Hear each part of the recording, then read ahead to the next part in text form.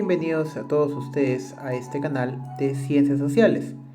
El día de hoy vamos a tocar un tema de historia del Perú, ¿no? ¿Cuál es el tema exactamente? La religión en el virreinato peruano, ¿no? Nos ubicamos en el contexto del virreinato, ¿no? Entonces tenemos que tener en consideración que el virreinato fue, eh, tuvo su mayor extensión casi en toda Sudamérica y parte de Centroamérica, ¿no? Entonces, la labor de la evangelización en el virreinato peruano empezó el mismo día que los españoles empezaron a conquistar o a emprender su empresa de conquista, ¿no? Hay que tener en consideración un concepto, ¿no? Uno de ellos es el derecho regio del patronato, ¿no? ¿Qué es el derecho regio del patronato, ¿no? Consistió en el conjunto de privilegios y facultades especiales que los papas concedieron a los reyes de distintas monarquías europeas del antiguo régimen y que les permitían al principio ser oídos ante una decisión papal o elegir directamente en sustitución de las autoridades eclesiásticas, ¿no? A determinadas personas que fueran a ocupar cargos vinculados a la Iglesia Católica. Hay que tener en consideración que muchas autoridades o gobernantes de diferentes países bueno, no utilizaron, se favorecieron del concepto de la religión, ¿no? En este caso, de la Iglesia Católica, ¿no? En donde los reyes le ofrecían poder, ¿no? Y, por así decirlo, la Iglesia Católica siempre favorecían sus actos de conquista, por así decirlo, ¿no? También pasó en el gobierno de Mussolini, donde Mussolini le dio al papado un país, pues, ¿no? Un país exacto para ellos, ¿no? Toma poder y, bueno, tú haz que el pueblo vele por mí, ¿no? Esto siempre se ha ejercido. Ahora, si es que hablamos de la organización de la Iglesia Católica, no está organizada por los arzobispos, los obispos y las parroquias, ¿no? ¿Cómo lo podemos observar, no? La Iglesia Católica está organizada y gobernada especialmente sobre la base de jurisdicciones correspondientes al Papa y a los obispos, ¿no? El Papa es la cabeza suprema de la Iglesia Católica, ¿no? Siendo la persona que tiene la primacía de jurisdicción, así como el honor sobre toda la Iglesia.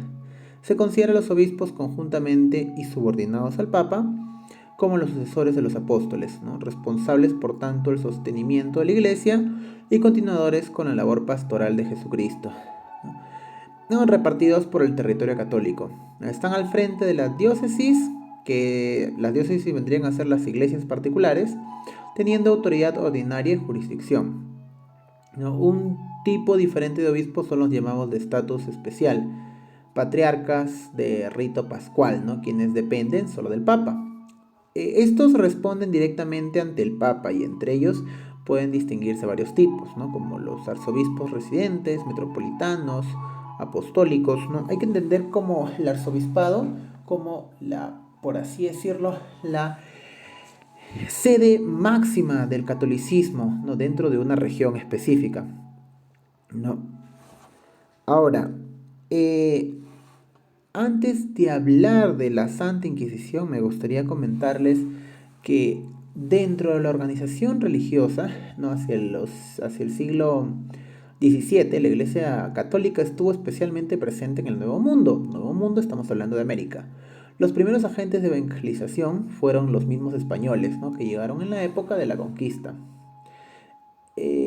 Ahora, hay que tener en consideración que en un inicio, por así decirlo, la Iglesia Católica favoreció la conquista, ¿no? Mencionando que los indígenas, ¿no? Los aborígenes del pueblo americano, como no tenían conciencia de Dios, entonces no hay ningún problema en que se les asesine, pues no hay ningún problema, ¿no? Ellos no conocen a Dios, no puedes asesinarlo sin ninguna dificultad, pero las cosas fueron cambiando, ¿no? Porque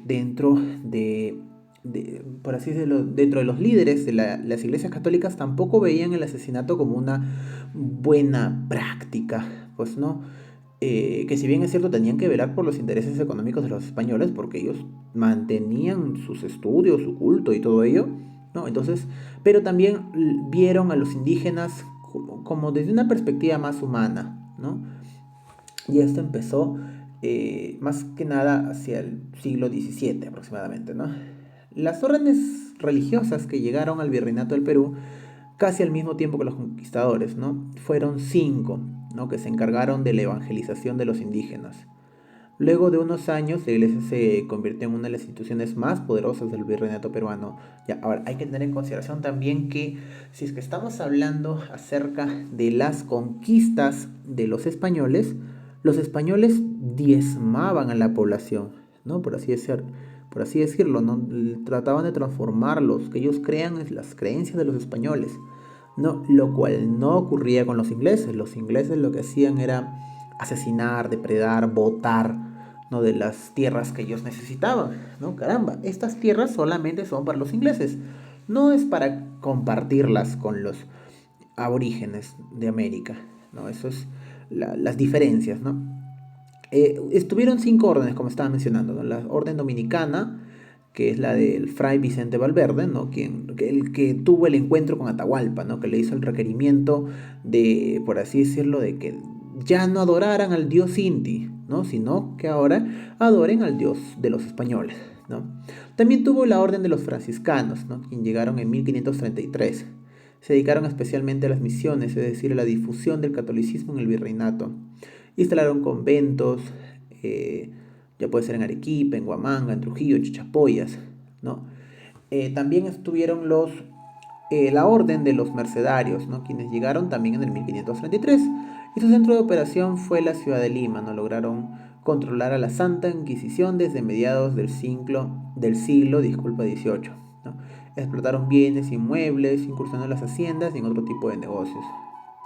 La de los antiguos nos llegó en el año 1551, también se instaló en la ciudad de Lima y en varias partes del virreinato. La de los jesuitas también, quienes arribaron al Perú en 1568.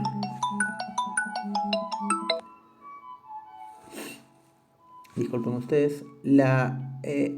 Ahora, si es que estamos hablando de la Santa Inquisición, en la Inquisición la misión de la Inquisición era combatir a los que se negaban a la religión, ¿no? Con ello se preservaba la religión católica, ¿no? En un inicio esto no tenía alcance sobre los indígenas porque solo era aplicado a los herejes, ¿no? Pero más adelante se ampliaron a otras causas más como la blasfemia, la poligamia, la hechicería, la idolatría, etc. La aplicación de los castigos corporales eran ejercidos por hermanos de la orden de los dominicanos, ¿no?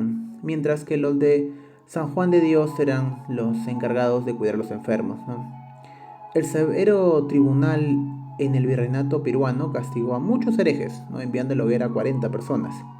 En 1761 dejó de funcionar ese tribunal debido al descontento popular de esa época.